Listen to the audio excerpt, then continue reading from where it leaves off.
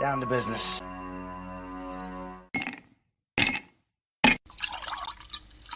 When he drinks, he thinks. That's the nectar of the gods, baby. Hello, everyone, and welcome to the number one liquid-fueled, liquid lubricated show on the interwebs. This is the Whiskey Musings Broadcast, and I am your host. Drinking at the end of the day. Rick. Yes, I'm drinking. It is the end of the day here. It's probably long past the end of the day wherever you are. At least for some of you anyway. For my mother who's over in Scotland, she is like half a day or something up ahead. So anyway. Oh my goodness, I've already gotten tagged by my Rumble favorites and compatriots and miscreants and so on and so forth. I've already been hit.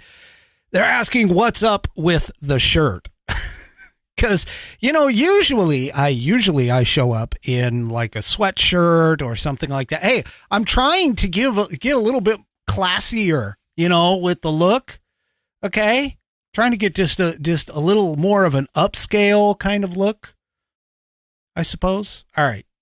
You guys tell me whether or not this is working for you or not. And like I said, I'm trying to just trying something a little different. So, and yes, it miscreants. That's right. Outlaw dogs, miscreants for sure. All right. Oh, yes. We like you like you were. Oh, all right. Okay. And yeah, Bonnie, I did get a haircut a while ago, but anyway, couple episodes ago was when that one showed up. All right. So tonight, let's get this kicked off. Tonight, I am drinking from Buffalo Trace, my Buffalo Trace bottle. It is Kentucky straight bourbon whiskey. And tonight it is in my Lucky Shot USA We the People glass. There it is. You can see the wonderful bullet going into the glass. That's their kind of thing, is the Lucky Shot USA. So, and of course, the We the People glass has the American flag kind of, I don't know if that's not really etched, I don't think, but it's more like embossed. But anyway, it's kind of hard for you guys to see because it's clouded up since it's cold. It was a cold glass. All right. So, 3 Chevy says, wear the Fetterman special. There's actually some people, funny you mentioned that. There's actually some Senate Democrats, realistically. Senate Democrats that are looking to fight that. Anyway. Yeah, so yeah, I'm trying, just trying a little bit different look. No big deal. Maybe I'll pull out some of the Hawaiian shirts and stuff. I don't know. We'll see what happens on that. All right. So let's see. What have I got for you tonight? Well, I saw an interesting, couple of graphics that, got thrown out on X, formerly known as Twitter. And it puts into perspective sort of the battle that we as conservatives are up against. Now, you all know that money drives a lot of politics. The more money that gets put into the more money that gets put into the pot tends to have an effect on the policy making in our country. And unfortunately, these graphics are gonna give you a little bit of pause. I know they did me. And so I've got that. I've also got some information with regards to several articles, but there's some things with regards to Biden's CHIPS Act that he keeps touting. Not like it's, not like the CHIPS Act is like one of his claims to fame. But it's sort of interesting. I saw this one article that I'm going to show you a little bit later on in the show pop, and it makes you really think about it made me think about how manipulative and sort of not necessarily scary, but how manipulative the Democrats are doing in terms of speaking about all of their wonderful, the wonderful Biden accomplishments that are running around out there. But of course, before I get to any of that, plus I also have a new little graphic that I'm hoping to be able to show you here a little bit later on as well. So, I guess let's just get going on our first, my first sponsor, I guess is the best way to go. And of course, tonight is Saturday, so we're talking about the Institute on the Constitution, being established in 2004 as a 501c3 nonprofit with one mission: to restore the constitutional republic through grassroots education. All courses and materials are developed using primary source documents and taught from the American view of law and government as defined in the Declaration of Independence in the following 3 key points.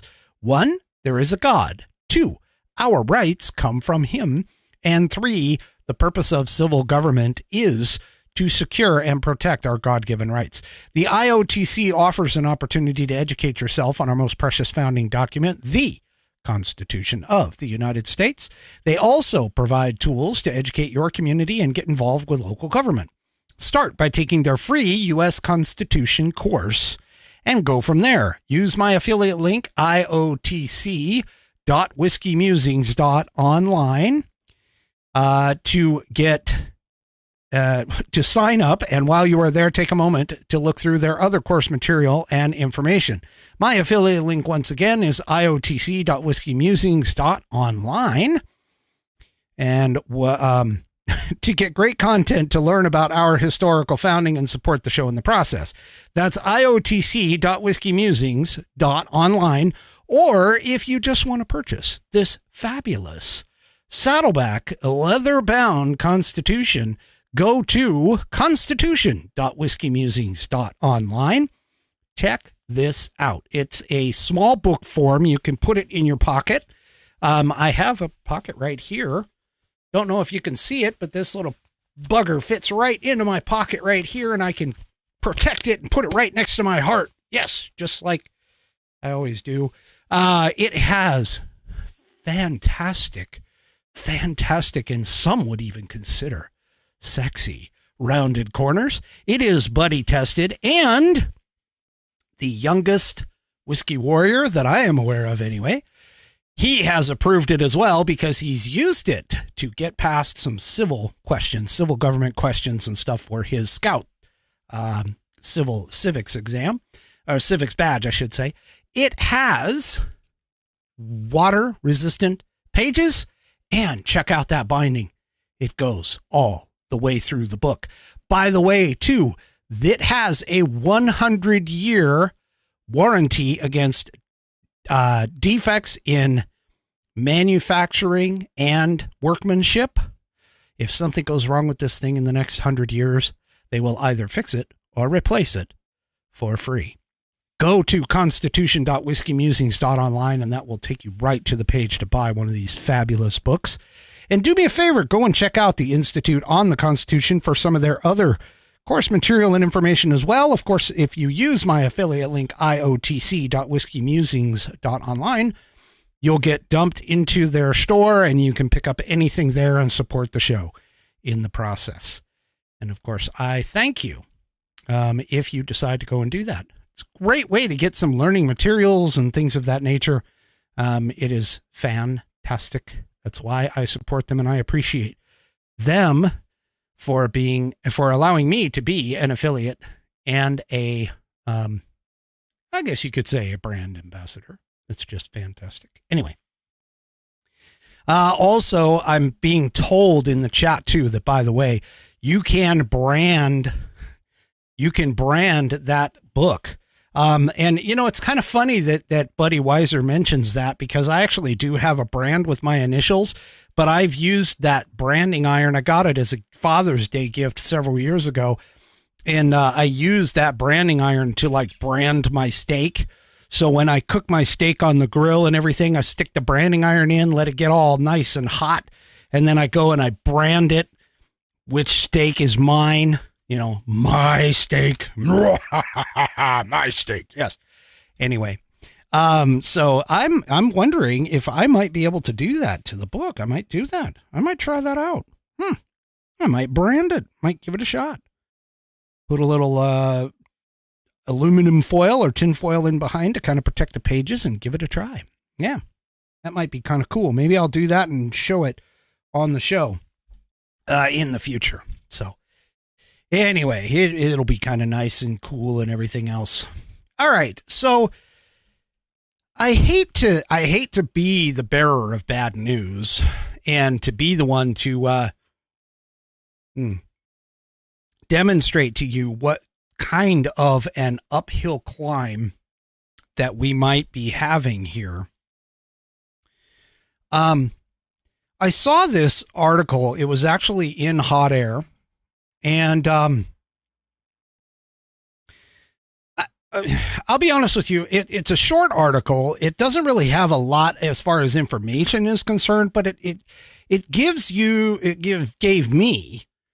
me a bunch of pause.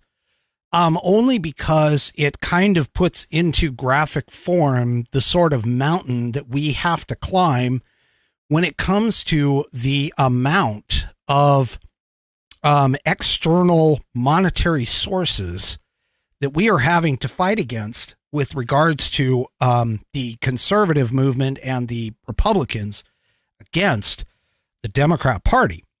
Let me go ahead and just start by showing you this. So here's the article. It came from HotAir. And granted, I saw who wrote it. It's Beege, B-E-E-G-E, Wellborn. And so because of the name, I sort of, maybe I stereotyped a little bit. But anyway, the title says, "All Your Country Are Belong to Blue." Now, forgiving the challenges in terms of the English language and the grammatical and semantical errors here. When you scroll down, it takes a look. The original post on X was by Adrian Vermeulen. Anyway, and it carried over from a person by the name of Balaji, Balaji. And it shows this graphic, and I've got a larger one here. Let me go ahead and pull that up. So I got a little bit larger. I downloaded it and enlarged it here. Well, I mean, put it in a spot where I can enlarge it. But if you look at this graphic, you can see that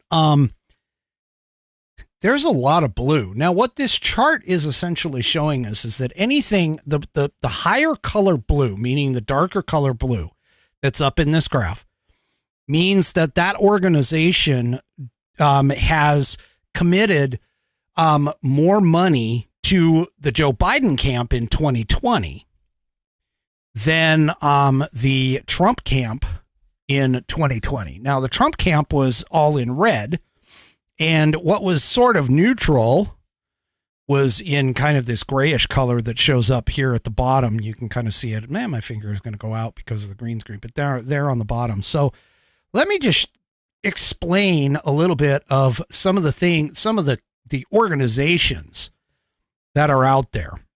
Okay. We have organizations such as the University of California, of course, the University of Washington, University of Utah, universities generic, University of Michigan. They got Johns Hopkins, CNUY. So a lot of universities are up there. But we have Microsoft. That's not surprising. Google, Deloitte, from Deloitte and Touche from a long time ago.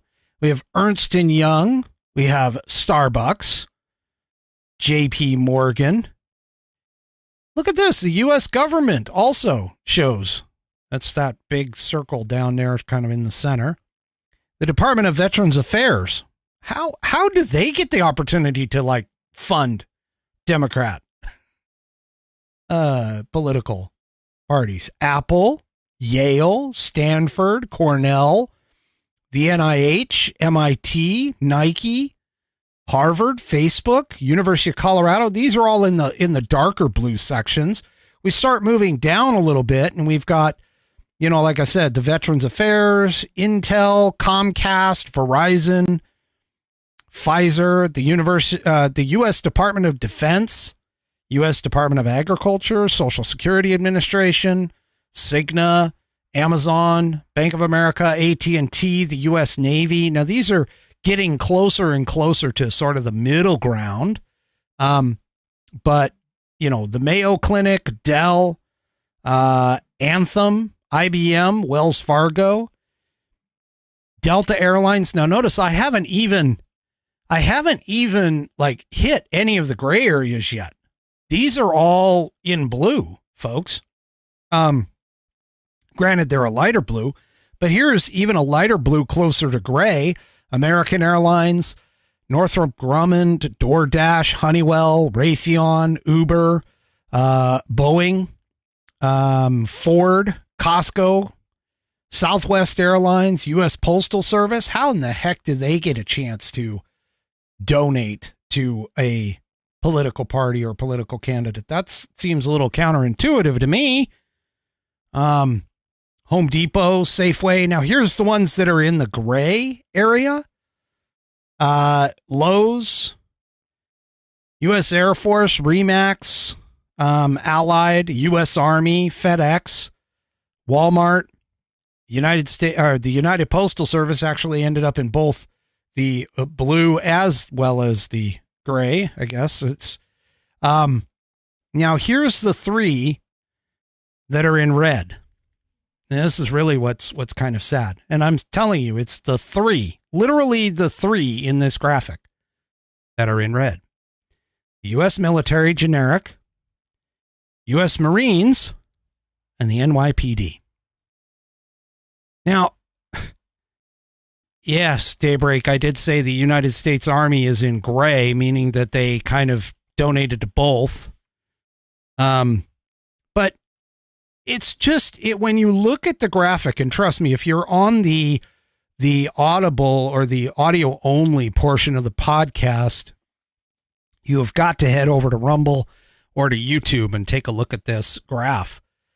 And I got a link in the show notes in those video descriptions, and you'll be able to grab the actual connection to them. But, or at least I'm pretty sure I did that. But anyway, at least it goes to the article where these things go up. But take a look at this.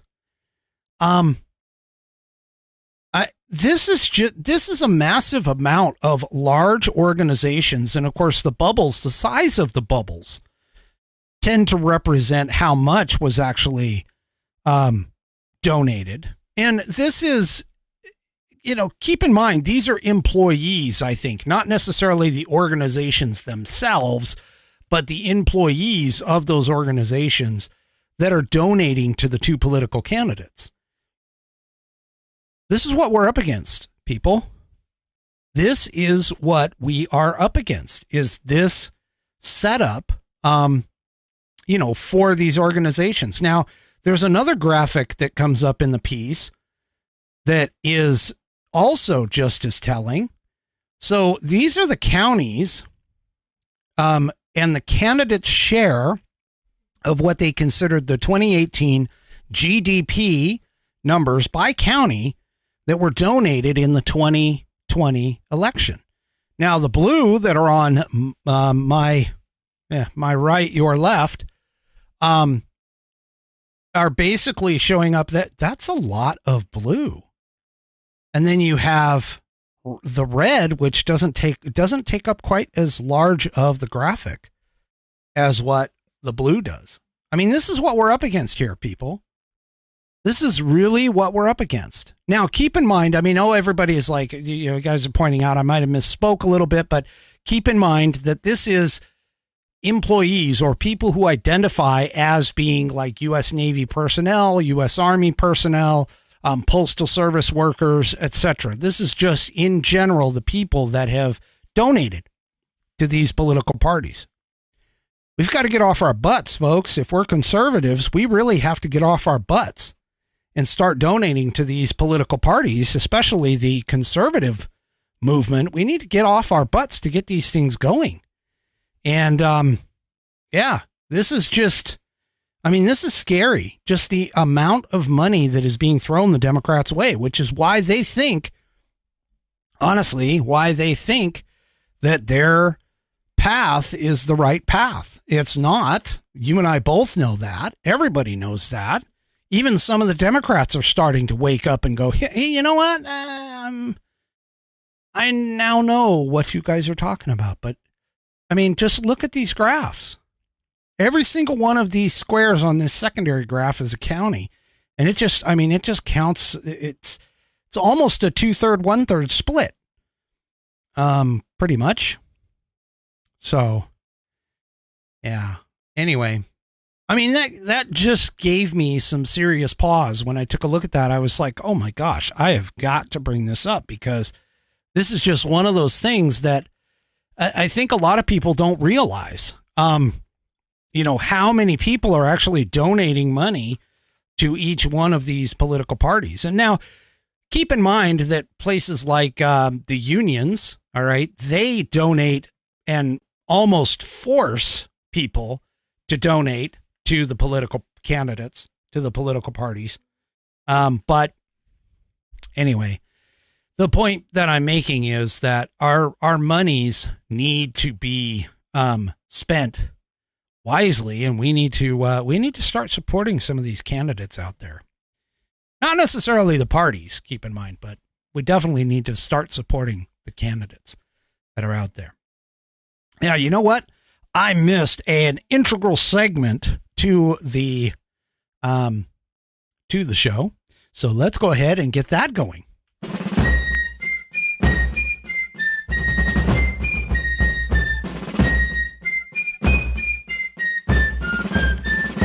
And of course, this is on this day in American history where we read from the American Patriots Almanac. Ooh, I was a little close to the camera there for a second. The American Patriots Almanac, written by William J. Bennett and John T.E. Cribb. Chock full. Look at that thickness. Chock full of information about our historical country and its founding. It is, yes, Daybreak over on Rumble says a fave for Saturday. That is correct. It is a fan favorite. And of course, you can pick up one of these books anywhere books are sold, generally speaking. I don't get any profit from that. I don't get anything. So, don't think that you're going to be supporting the show by purchasing one, but it is definitely something you want to have around the house. Tonight, for September 23rd, we are going to talk about the phrase, I have not yet begun to fight. September 23rd, 1779, brought one of the most storied battles in the history of the United States Navy. It happened during the Revolutionary War. Captain John Paul Jones, in command of an aging vessel known as the Bonhomme Richard, was cruising off England's coast when he encountered the Serapis, a British ship of war. Jones engaged the enemy as night was falling. With the opening broadsides, and for those of you that don't know naval history, they have to turn the ship to where the side is facing the enemy because that's where all of the cannons are. And so typically what you would see in a early Revolutionary War kind of naval battle is two ships sitting side by side, just basically pounding the crap out of each other with cannons. So anyway, with the opening broadsides, however, two of the Richard's old cannons exploded. That happened quite often honestly, killing crew members and ripping away a chunk of the ship's side. The Serapis fired broadside after broadside into the stricken Richard. With his ship hit below the waterline and leaking badly, Jones knew his only chance was to run into the British vessel and board her decks. He managed to lock the two ships together, but the Serapis kept blasting away into the Richard's side, setting its old timbers on fire. It seemed only a question of time before the American ship would go down. The British commander asked if the Richard was ready to surrender. It was then that Jones flung his famous reply, "I have not yet begun to fight." The British shook their heads in disbelief. The Americans fought on, and one of them managed to toss a grenade down an open hatch on the Serapis's deck. The grenade hit some gunpowder, and explosions ripped through the British ship. Both vessels were now drifting wrecks. Still, Jones refused to give in. After more than 3.5 hours of savage battle by moonlight, the British commander surrendered. The victorious Americans boarded the Serapis and watched as the Richard disappeared beneath the waves. Today, when the going gets tough, Americans need to remember the words of Captain John Paul Jones. "I have not yet begun to fight." And that is today's On This Day in American History. We do need to do that. We need to we do need to do that. So okay.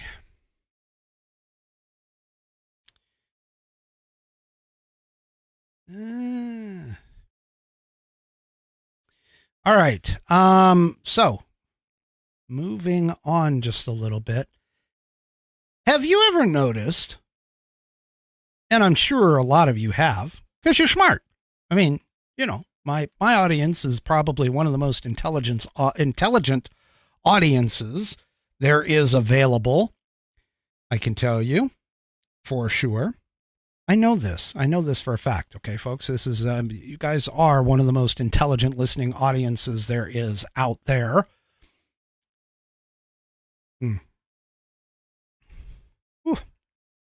All right. But one of the things that I've noticed is that whenever somebody makes a lot of mistakes and screws up a lot, well, have you ever heard of the phrase fail upward? Like every time somebody fails who does a consistent bad job, they seem to keep moving up and up and up. Well, obviously this definitely works within the government system, because check this out. Check this out. This is scary, folks. This really is scary. According to Breitbart, Kamala Harris has done such a wonderful job being the border czar and the voting rights czar that now she has become the gun control czar.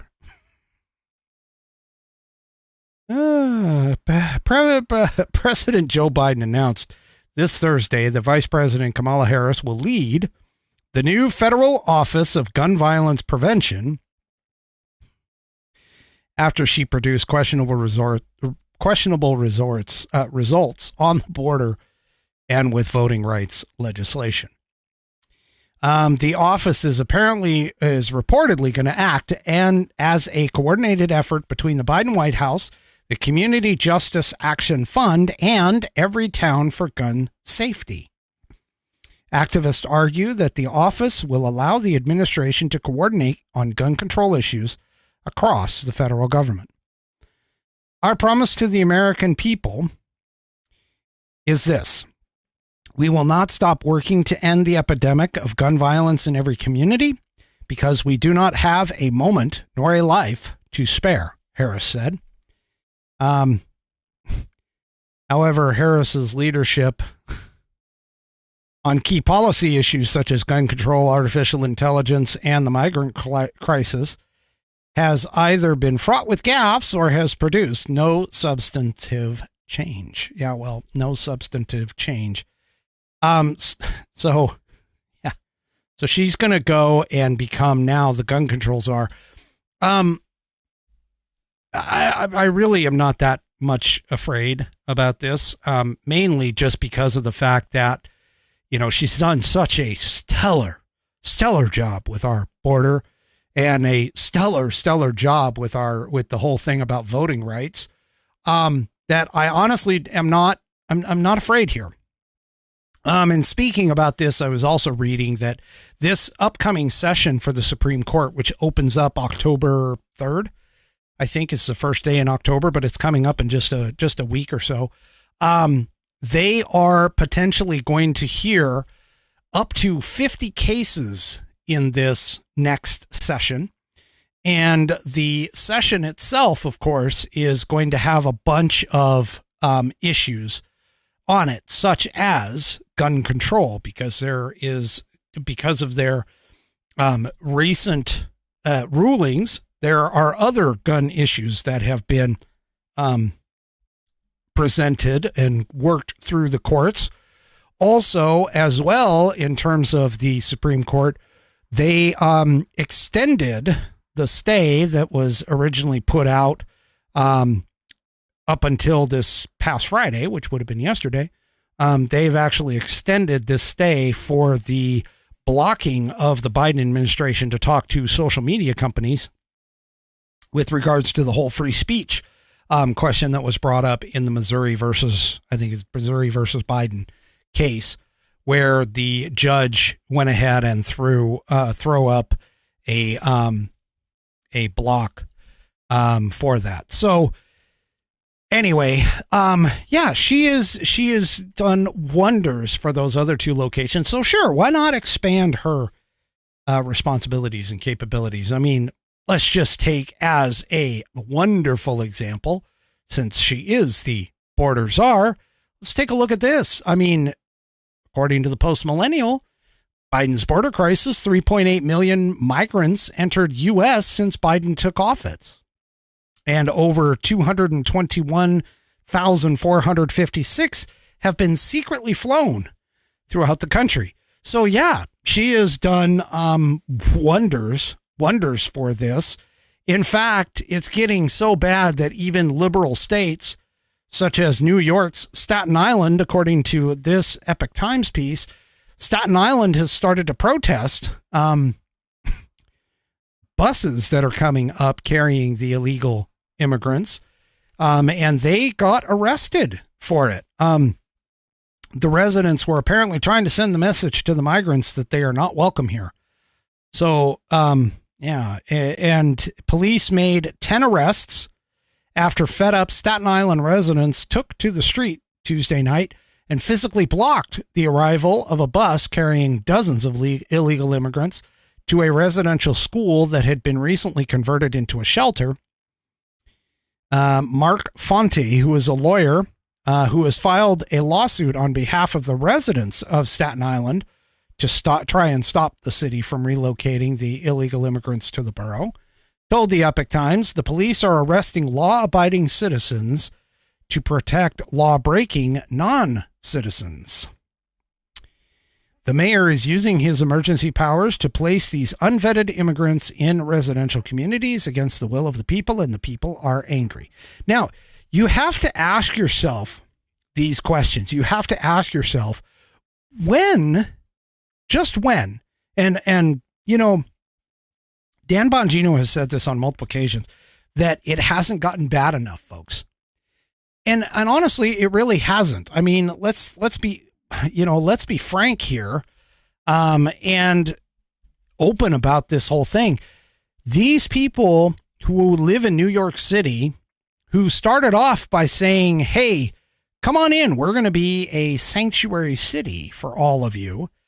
And, they're letting them in and letting them in. They didn't realize, or if they did, they didn't care back at the day until all of a sudden more and more were showing up. And we also have the whole thing with regards to the fact that all they cared about was, hey, you know what? Those border towns, they can go ahead and, take care of all these people. But they don't understand, the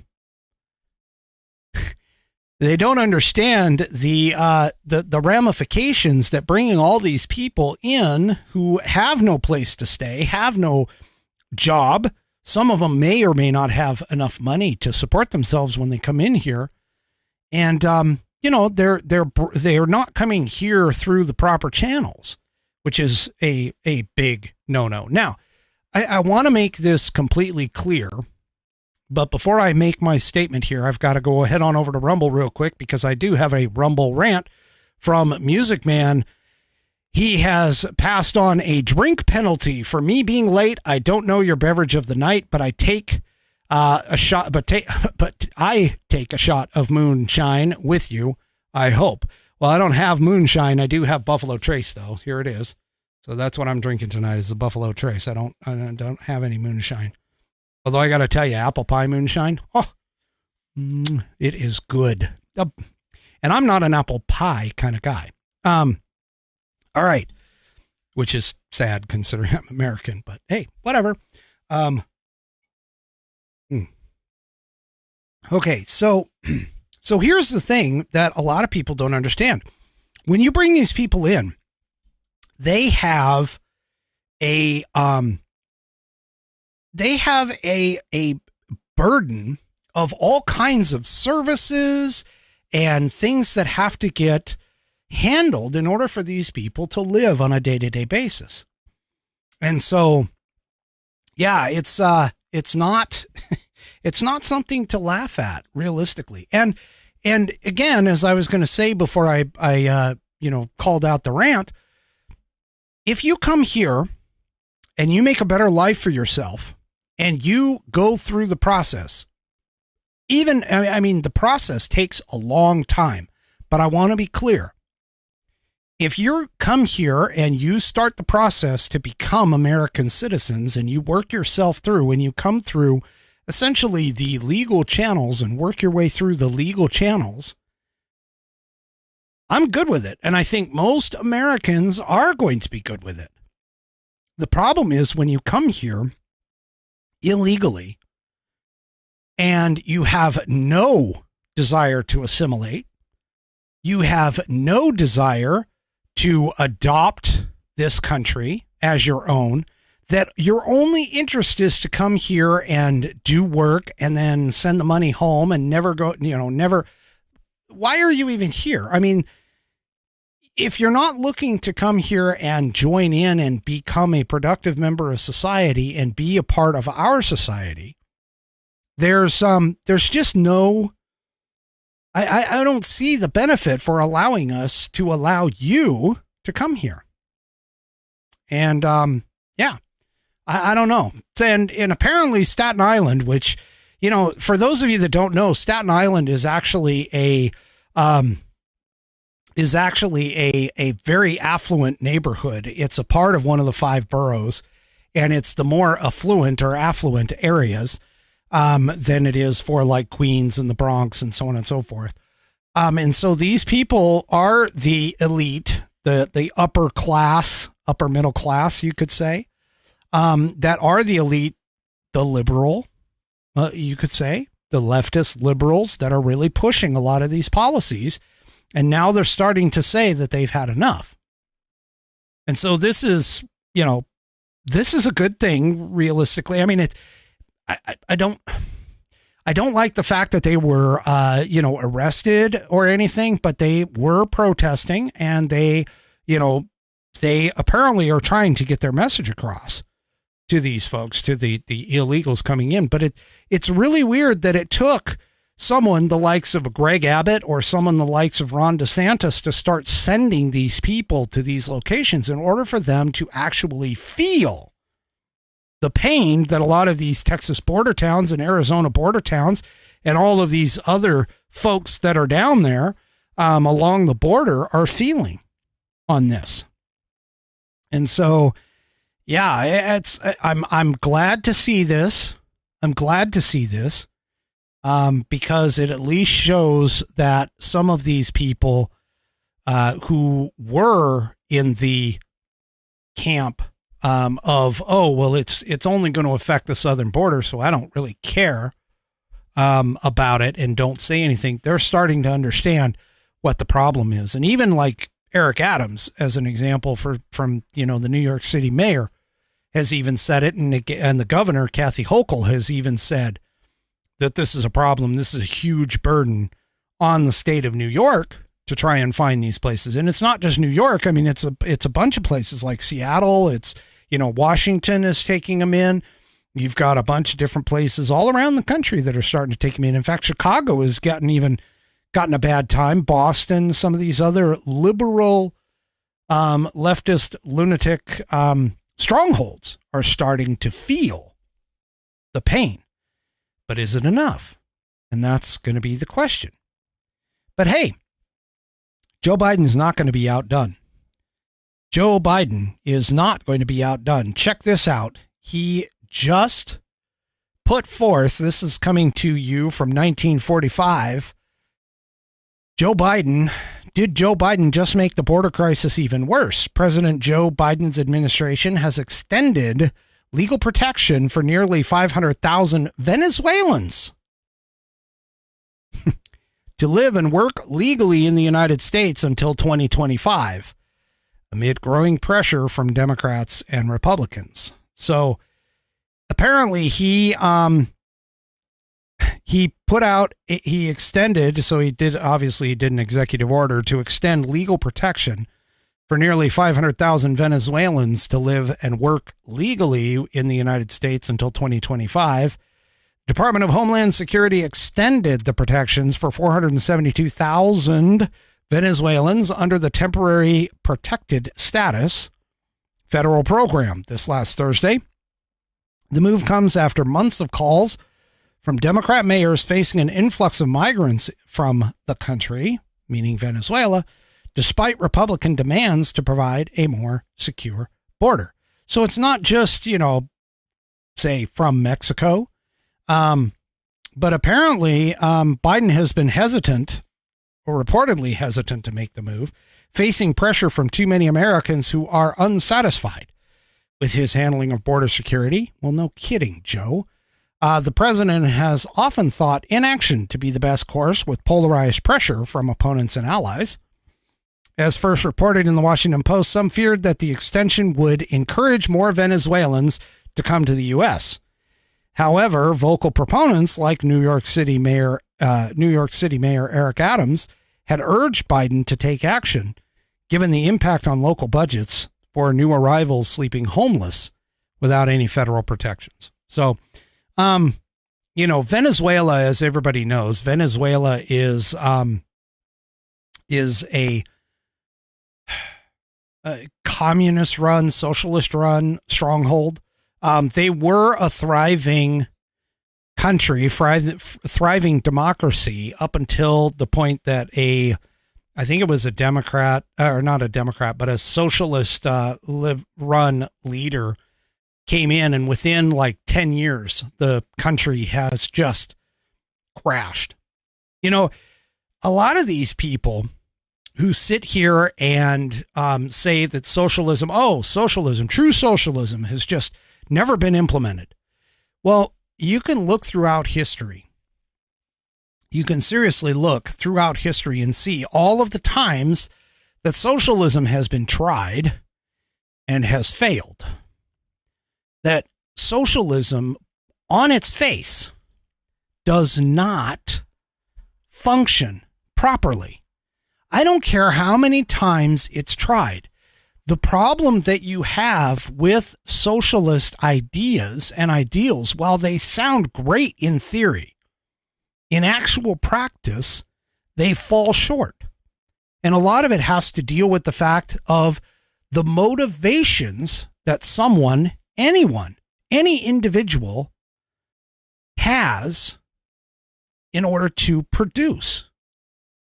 If I am producing things that I cannot take advantage of in some way, i.e., sell them off to make profit or use them myself, then my motivational aspect for producing said items goes away.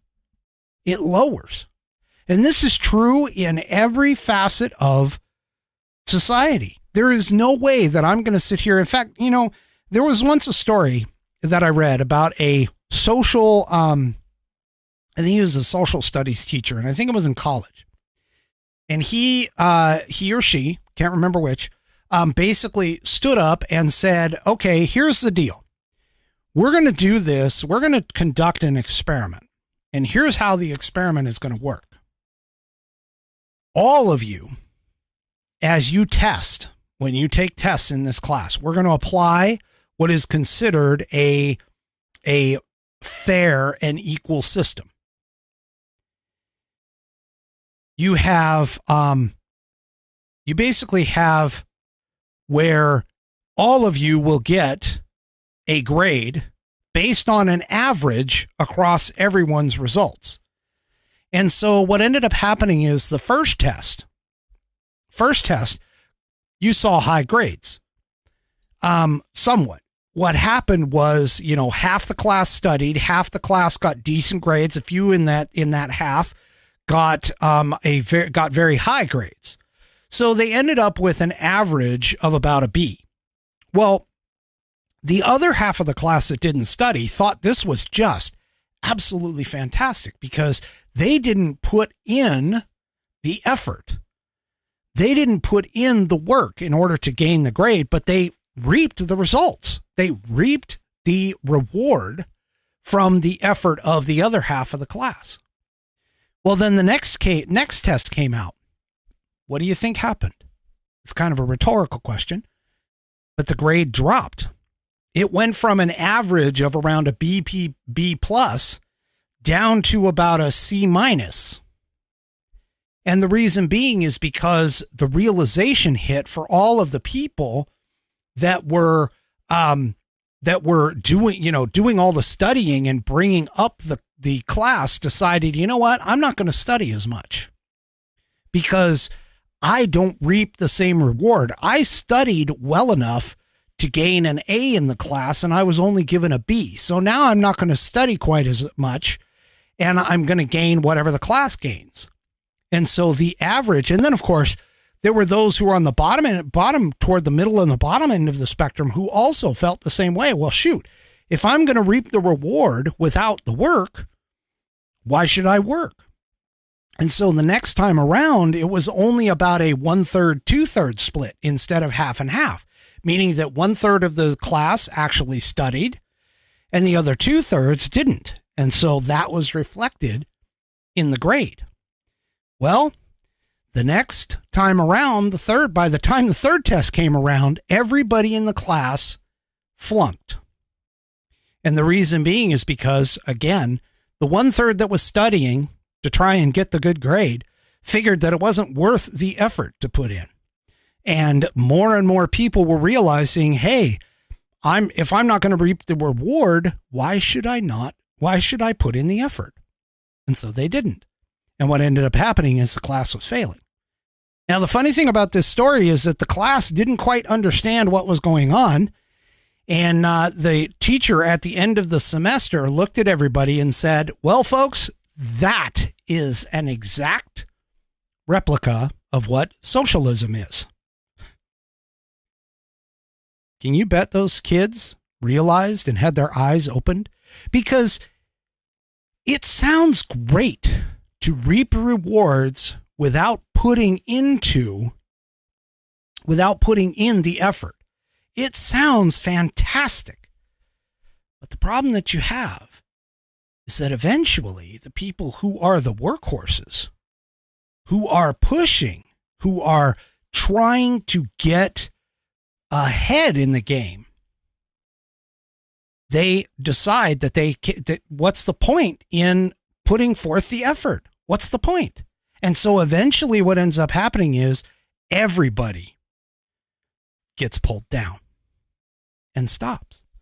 And this is what socialism and communism, Marxism, etc., the whole communal idea where everybody works for the state.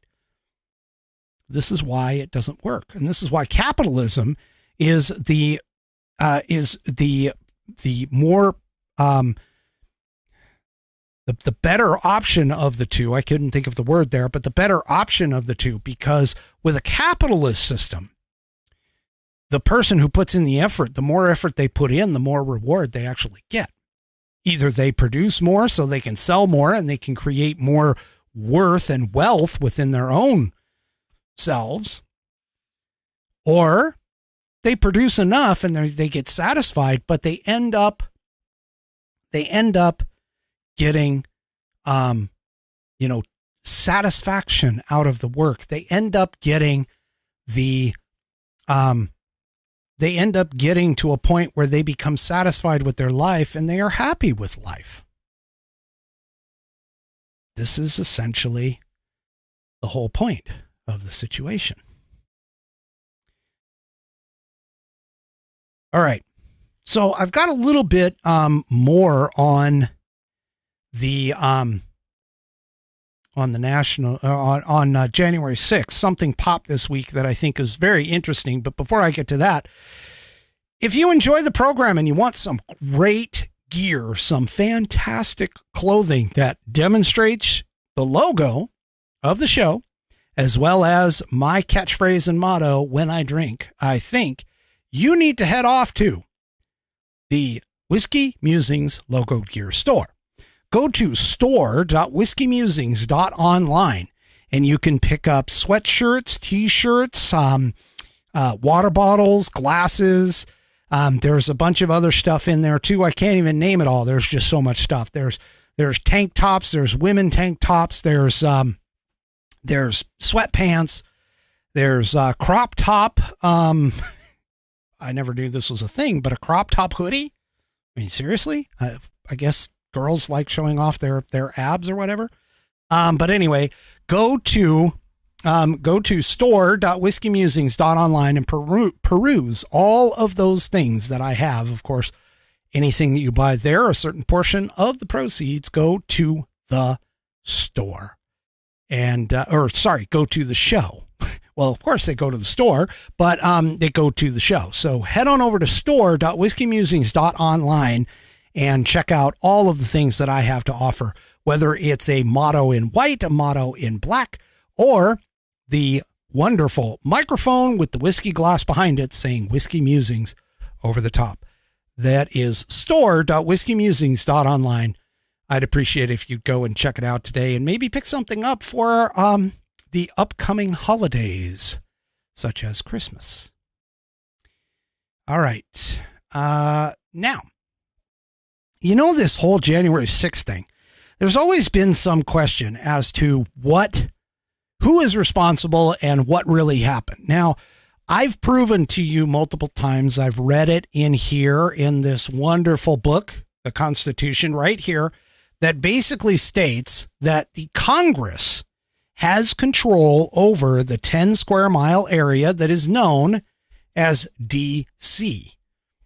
Okay.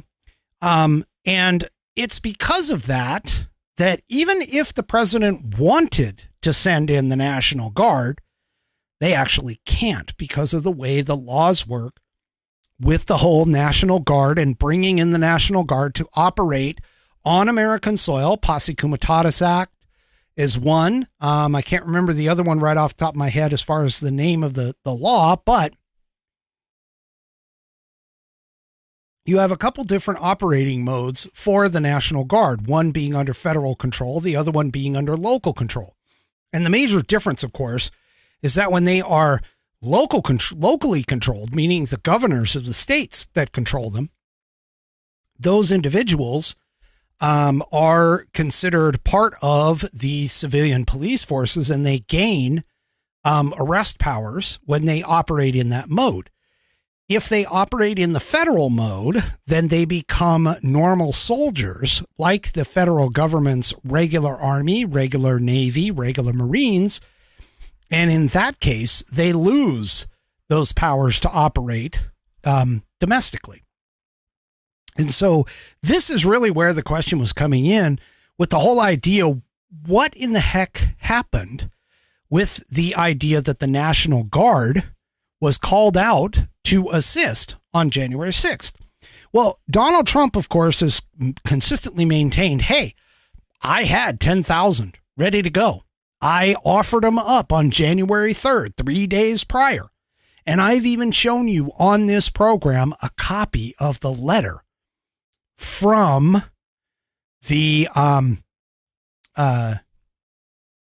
mayor, Muriel Bowser, I believe is her name, where she specifically stated on January 4th or 5th that she did not need the National Guard for anything more than traffic control outside of the Capitol area. So in other words, she was putting them on the perimeter. Okay. Well, they had the Capitol Police. Let me see. Capitol Police Chief. That's who it is there. Is Police Chief Sund. Stephen Sund. Okay. And this popped in the Epic Times. This is really important here, especially when we're talking about January 6th in particular. But here in the Epic Times, during his testimony, Stephen Sund told a U.S. House panel that his plea for help on January 3rd, 2021 was refused by the House and Senate sergeants at arms. Now, keep in mind, Congress as a whole has control over that 10 square mile area called Washington, D.C. And so he goes and calls. Apparently, he reached out on January 3rd and said, hey, I need some help. And he got it refused. Now, here's the reason that they gave him. Okay. According to him, he basically said that the sergeants at arms said that Nancy Pelosi would never go for it. That Nancy Pelosi would never go for having help with the Capitol Police. I mean, I'm sorry, folks. This may not be a complete 100% damning evidence, but this definitely shows that there was contention and that they knew, meaning Nancy Pelosi knew, that there was political points to be gained by allowing the events on January 6th to occur. We also know from other testimony, by the way, that not only did Merrick Garland himself say, I didn't know how many, or even if we had FBI folks, DOJ folks within the crowd, even though I have shown you footage that completely refutes Merrick Garland saying, I don't even know if anybody was even there. We know they were there. We have footage from body cameras. There's been footage out there of all these types of things. And those people were instigators in the crowd. I've shown you footage that shows these instigators were helping to egg people on to get them to go into the Capitol. Okay.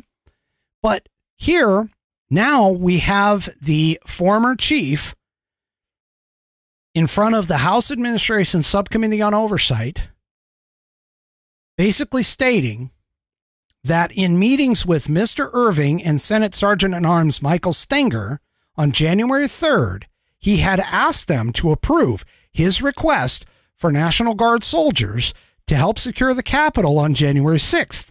Mr. Irving and Mr. Stenger made up 2/3 of the Capitol Police Board, which oversees the Capitol Police, and had to approve such requests. Sund said he met first with Mr. Irving. I went into his office again, 9:24 in the morning. Immediately went up and said, hey, I'd like to bring in the National Guard to support me to assist me on the perimeter, because when we have a joint session of Congress, it takes a lot of our personnel inside. But immediately, as soon as I asked him, his first response was, I don't know. I don't like the optics of that, Mr. Sund testified. And his second response was, besides, the intelligence doesn't support it. He said Mr. Irving told him to speak to Mr. Stenger about the idea, which he said he did in a meeting more than 2 hours later. And Mr. Sund quoted Mr. Stenger as saying, let me come up with another idea. Mr. Stenger suggested that Mr. Sund reached out to the Pentagon to find out how quickly the Guard could react if needed in an emergency. So he called his testimony here. He said that he called Army General William Walker at 6:14 p.m. that night. He told me they have 125 people assisting with COVID response. He could reallocate those fairly quickly once he got the Secretary of Defense approval to send them over. Now, here's the key point, folks. And this is one that I have said on multiple occasions, all right? You need to understand how the National Guard works. If the National Guard is operating under the governor's orders, the governor has to declare an emergency first. Then the process goes that when the governor declares the emergency, the Secretary of Defense approves the use of the National Guard as police powers. That's how it works. And it doesn't matter whether it's the District of Columbia or the state. The only difference here is that there is no governor over the District of Columbia.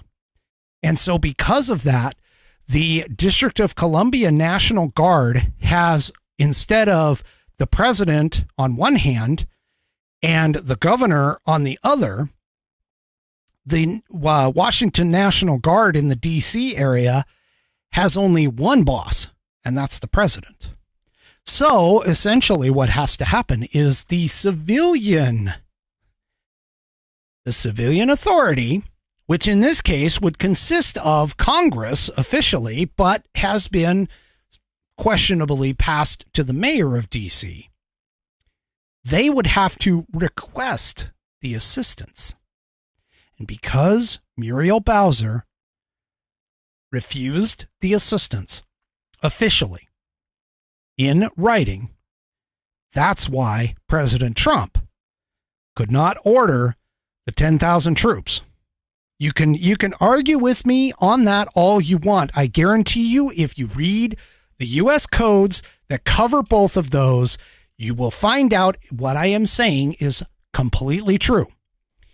The President of the United States, based off of the Posse Comitatus Act, cannot operate the regular army on the country's soil unless we are being invaded. That is the only time.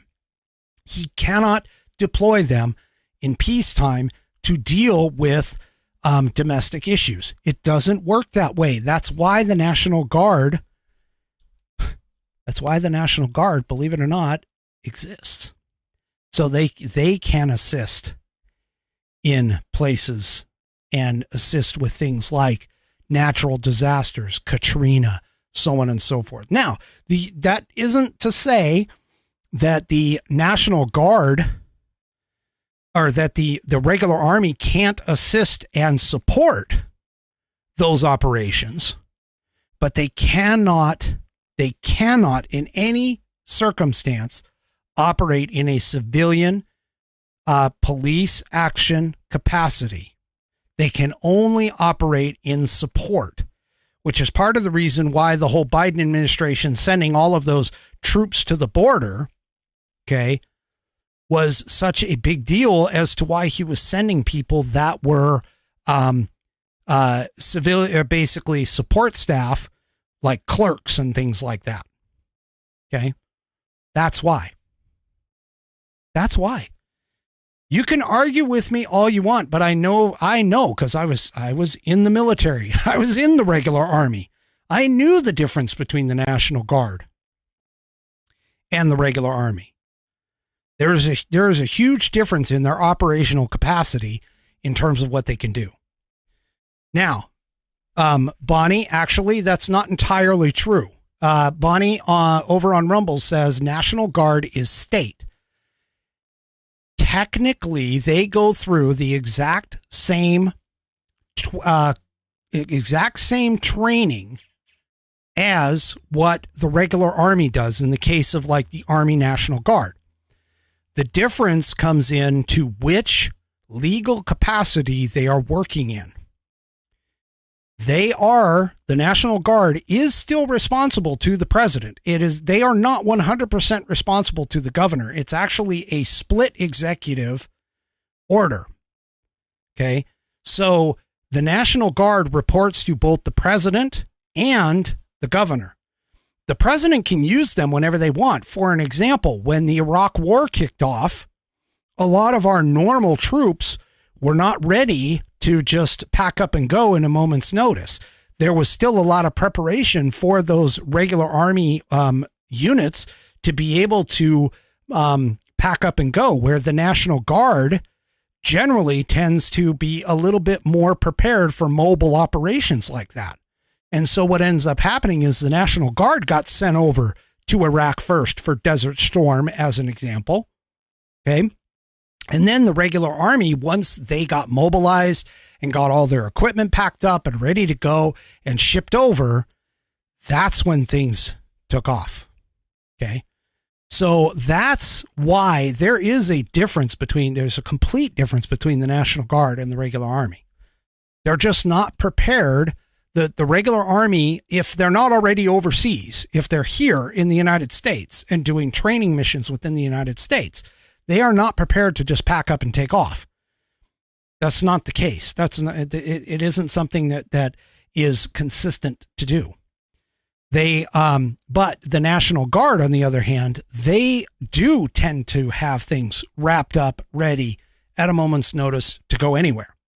They're prepared and ready to be deployed immediately. Whereas the regular Army has a little bit of preparation to go. Okay. All right. So that is just, that's a big revelation right there. The fact that Nancy Pelosi wouldn't like it, and the sergeants at arms both have said that was going to be the case.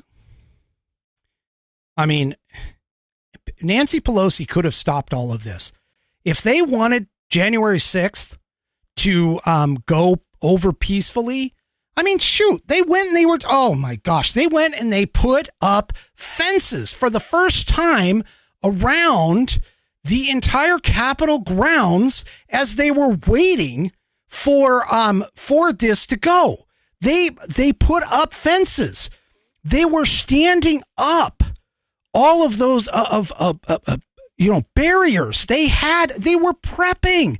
You cannot tell me that these people did not know, that they absolutely did not know that something big was going to happen. There's no freaking way. They were preparing for this. They knew it was coming. They knew something was going to happen. And of course, instead of providing the appropriate support for this, okay, they allowed it to happen, even though they knew that there was a possibility that something was going to occur. Okay, so a question really quick from Palms R Us over on Rumble. Did they ever find out who placed the two bombs? Actually, no, they haven't found them. In fact, I think they've kind of abandoned the entire investigation at this point, mainly just because of the fact that I don't think they want to know, because the bombs were pretty much fake. They were not set to go off. I'm sorry. Yeah, that's just a red herring. A red herring.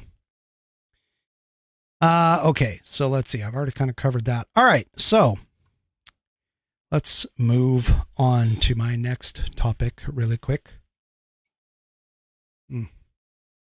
Got so much good stuff. I'm running out of time here. All right.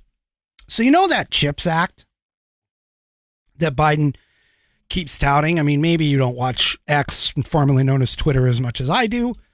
But you know the whole CHIPS Act. I mean, that's one of the things that Biden keeps touting. He's like, we need to start making, silicon chips here. We need to bring manufacturing back to America. And while I agree with him on principle, okay, there are some questionable things that are going on. Now, obviously, with the CHIPS Act, they had to go and create the rules for the money. So there's $52 billion in the CHIPS Act, okay, that's available. And the U.S. decided that they're going to finalize some rules with regards to the CHIPS Act, in particular, preventing China's access to the money. And the Commerce Department announced that the final rules are in place, and the final rules basically state something along the lines of the fact that the Rules Act restricts CHIPS funds from recipients, to recipients, I should say, from investing in most semi-manufacturing in foreign countries of concern for 10 years, or from conducting joint research or technology licensing from foreign entities of concern on technology or products of a national security concern. They also prohibit recipients from using the incentives to build, modify, or improve a chip facility outside of the United States. Now, I could sit here and argue with you and tell you that this is really, this is just pomp and circumstance. It's a dog and pony show. But realistically, I mean, this kind of does make sense. We really want to limit who can have access to the kind of money that we are putting forth, we as the American taxpayer is putting forth on this. And so this is, this is just a finalization of the entire thing. But the thing about it is that Biden's been running around and especially has been talking about and touting this wonderful plant that's going in Arizona. Okay. In Arizona. And even like Apple touted that these chips that were going to be manufactured by this plant are going to be used here in the U.S. Well, not quite entirely so. And the reason why I say that is because, according to an outlet called The Information, TSMC, which is the Taiwan, it's the Taiwan company that is manufacturing and building this plant in Arizona, in Phoenix. No matter what happens with that facility in Phoenix, many of the cutting edge chips that it's producing for Apple, Nvidia, AMD, Tesla, they're still going to require assembly in Taiwan. So check this out. This article is just, this is amazing to me. So obviously, Apple CEO Tim Cook traveled to Phoenix in December of last year, stood with President Biden in front of the high-profile factory of the Taiwan Semiconductor Manufacturing Company, the TSMC, that it was constructing, and said the facilities would produce chips for the iPhone maker. Okay? The comments seem to commit Apple to aid Biden's goal of lessening reliance on foreign chip-making facilities, namely the ones in Taiwan, which, of course, ironically, are under China threat right now. Wonder what's going on there. But unfortunately, Cook avoided speaking the uncomfortable truth, which was that the Arizona factory, which has been the focal point of the Biden plan and will cost $40 billion to build, will in fact do little to make the U.S. self-reliant in chips. And that's because many of the chips that are being made here will have to be shipped back to Taiwan for further assembly and packaging. So we're going to make the chips here. It's kind of like, if you think about it, it's sort of like the whole auto industry. So for those of you that don't know, the auto industry generally operates in a couple of modes. Mode number one is that that what happens is the manufacturer of the parts, so the parts are built here in the United States, but then they are shipped overseas for assembly, and then they go and they ship the entire car back to the US for sale and, elsewhere. Okay. That's one process. The other process is that the parts are made elsewhere and then shipped over here in parts and assembled here. Now, I can tell you, car manufacturers such as Toyota and Nissan and Mazda, they use the second process where they manufacture all of the parts overseas. They ship the parts over here and then they're assembled here in the U.S. In fact, I think Toyota and Nissan both have, or at least they used to have, manufacturing plants in Smyrna, Tennessee. Okay. But here's the thing, though, is that in some cases, like GM did, and I think GM partnered with Canada, for an example, in terms of Saturn. And what they did is they sent the parts across, or they sent the parts, they'd made them here, then they sent the parts elsewhere to assemble the cars, and then they shipped the cars back into the United States. Now, this is, I don't quite understand. And even when I worked for a manufacturing facility at one point, I never quite understood how that was cheaper than like making the stuff here, but it works itself out on a per piece deal. But the thing is that, again, it just goes to show you that what they are telling you isn't exactly correct. And in this particular case, that chips plant in Arizona was touted as, we're going to start making the chips here. We're going to import, we're going to import the raw materials, or we're going to get the raw materials here within our own borders. We're going to put them in the plant. We're going to get all these chips, and our worries and dependence on foreign chip manufacturing is going to end eventually.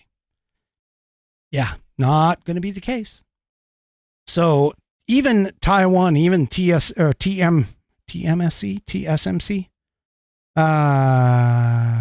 Taiwan Semiconductor. So TSMC, even TSMC knows that we can't do it here. In fact, they had no plans, even when they're planning this plant, they had no plans of having those advanced processing capabilities here in the US. They had zero plans for that. So we're still, even with that wonderful plant going into Phoenix, Arizona, we are still not going to have total autonomy from these. Now, I mean, let's be honest. I've even said this on multiple occasions of the program that China's got a monopoly or a close to a monopoly lock on all of the materials that go into the play. So pretty soon the Chinese are really going to own it, because we haven't really paid attention to them. We've been farming everything out to overseas in the Asian markets.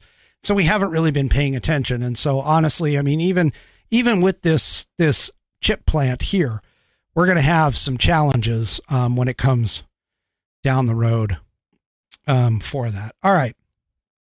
Let me take a look here really quick. I just want to kind of take a look at some of our other, okay. I think I've only got a few minutes left for tonight's question of the week, which is a really good one, by the way. So I'm going to skip some of these other articles. You guys should really take a look in my show notes to look at some of the other articles that I've got in there, because there's an especially fascinating one. It's very, very short in 1945 with regards to Barack Obama being a horrible president. And just to give you the cliff notes, it's because of the fact that he decided to not stop the Hillary Clinton campaign from spying on the Trump campaign. There's a lot more to it, which, by the way, when I was looking, it was an article that was sent to me by Stephen Stiles. And when he sent it to me, he didn't give me the original link. So I had to do an internet search to find the link to the article to get the actual article itself, so I could present it to you folks. And what ended up happening is when I threw it into my Brave browser search, I got a ton of articles that are written by both sides, how Barack Obama was an absolutely horrible president. So that was kind of an entertaining laugh when I got there. That was an entertaining laugh. But yes, this 1945 is the article where the thing about Obama, it was kind of an interesting, short one, very short. But anyway. All right. So tonight's question for whiskey, let me go ahead and get that going. All right. And this one actually classifies, believe it or not, for I got to remember which one this is, a constitutional quarter. So, hey, you get 2 graphics for the price of 1.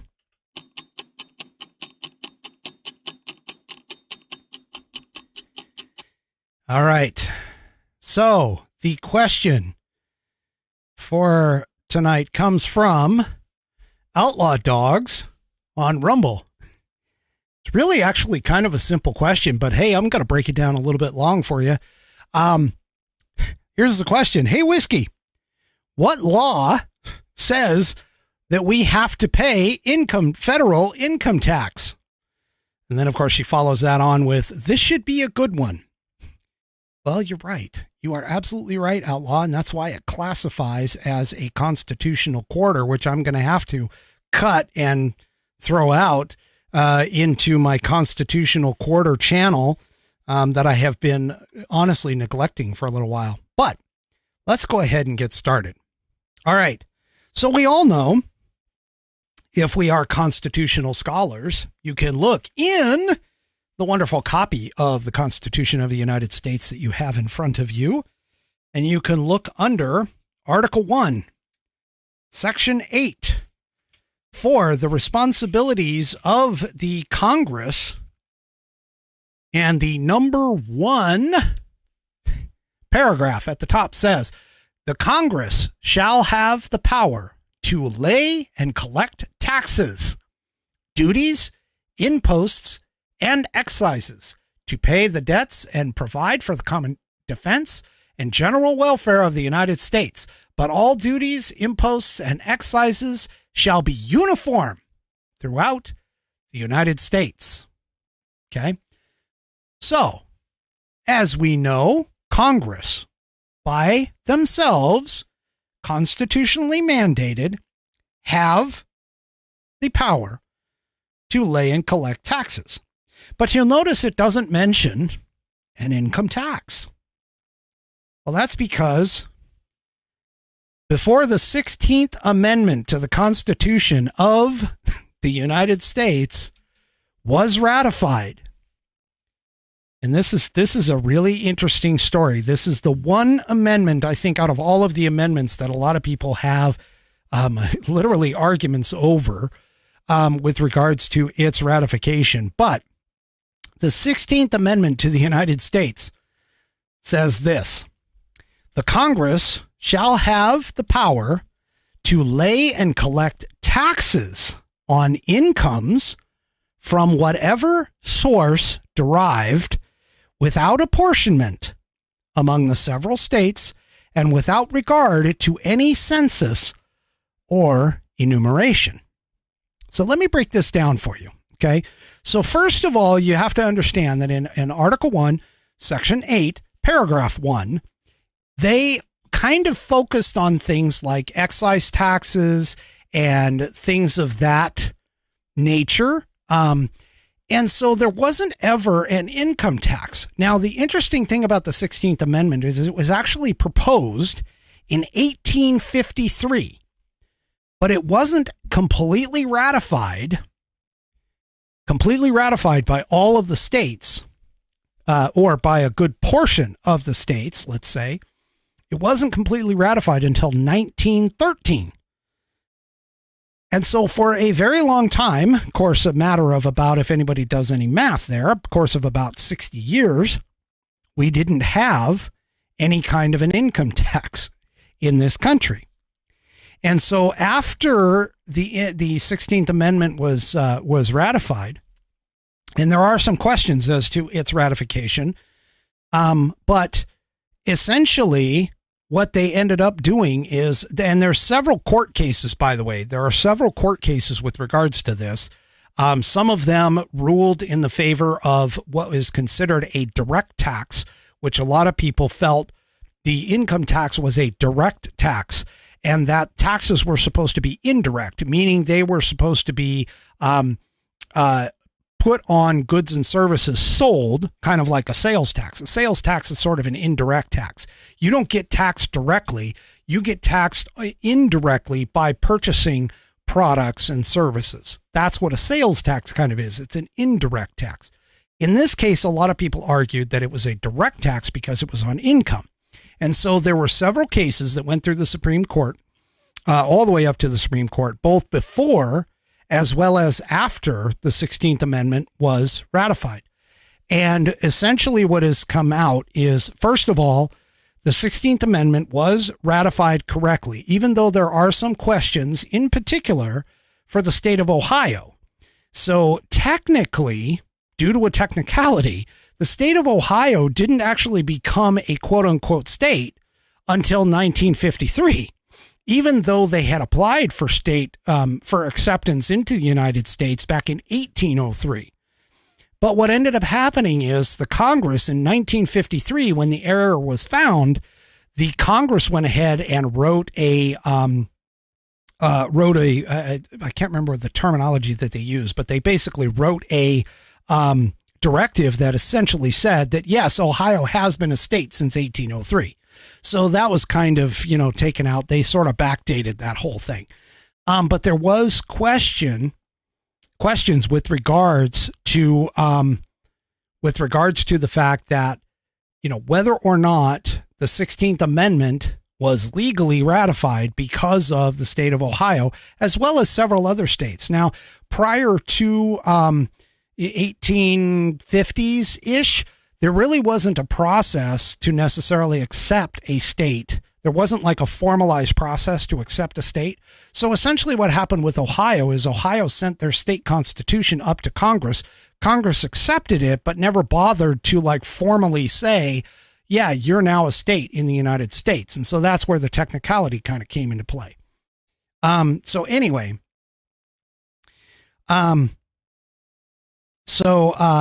Anyway, the point being here is that, to answer your question, what law says? It's the 16th Amendment that was ratified and put into the Constitution.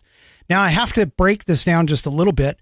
You'll notice that it says from whatever source derived. Basically, what that means is Congress can figure out and grab on and tax anything that they want. So in other words, they can choose, like you see with death taxes. They can choose to do the income tax. They can choose to do, like even on Bitcoin and stuff like that. If Congress decides to do something along those lines, they can do it under the 16th Amendment. Now, this is a key point where they're talking about without apportionment. So prior to the 16th Amendment and the idea of the income tax, it was generally thought that what would end up happening is Congress would figure out what the tax was going to be, and then they would go and spread it out evenly among the states. Whether it was a rich state or a poor state didn't really matter. Well, this without apportionment alleviates that whole thing. And it basically makes it to where we have our progressive tax system like we do today, meaning that the rich are taxed more than the younger. And so that's essentially the idea. Now, the constitutional amendment points to you can't go and tax the states in different manners. You're supposed to do it across the board, but the fact is that you can't actually lay and collect taxes based off of the amount of money that somebody makes. So the more money that somebody makes, and this is part of where our progressive tax system comes from, the more money that someone makes, the more taxes they can take. Okay. And it's also, and the last statement says that, and without regard to any census or enumeration, meaning that they can change this at any time. They don't need to have, the 10-year census like they do with the, the whole laying out of representatives and how many representatives per state, which is all based off of population, as well as the distribution of funds to back local services and things like that they do that are all constitutionally mandated in terms of all that. So that is basically the rule and the law that comes from. Now, this gets changed constantly by Congress. And it actually has gotten changed multiple times. In fact, Ronald Reagan went and changed the amount that people were taxed. In fact, at one point, the income tax was actually close to 90%. If you made more than, I think it was like $1 million a year or something, you were taxed like 90% of what was there. Now, the actual money that you spent or that you paid the federal government wasn't near that much, but the percentage that you were supposed to be taxed for that was definitely up there. And Reagan actually went ahead and changed that and brought it down to pretty close to where we are today with the 28%. And a lot of people were afraid of that, and they felt that that was going to be a problem. Well, it turns out that when you cut taxes, like the Trump tax cuts showed, when you cut taxes, you're actually increasing the revenue. It happens every single time. You cut taxes, and what ends up happening is people start spending more money, they start buying more, they start producing more, and you start collecting more in taxes. But anyway, you can take a look around. There's plenty of articles about this in there. And so there you go. By the way, the Constitutional Quarter, I don't have the link right in front of me, but it is my Rumble exclusive channel. So you can go and take a look and, head on over to Rumble, do a quick search for Constitution Quarter, and it'll have that wonderful American eagle decked out in USA colors as the logo and everything else. All right. Hopefully that answers your question. And that, of course, is my final Whiskey Musings thought of the evening. Do me a favor, if you appreciate the program and you enjoy what I do, head on over to Rumble, because Rumble is my favorite free speech platform. Head on over to Rumble, sign up. It is free for a subscription. And then head on over to the Whiskey Musings channel and the Constitution Quarter channel and hit that follow button.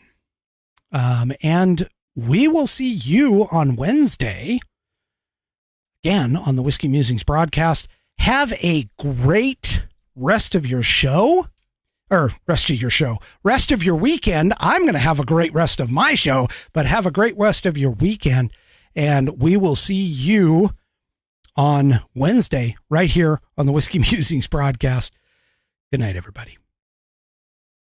The Whiskey Musings broadcast is produced by Active Eye Media, LLC. All rights reserved.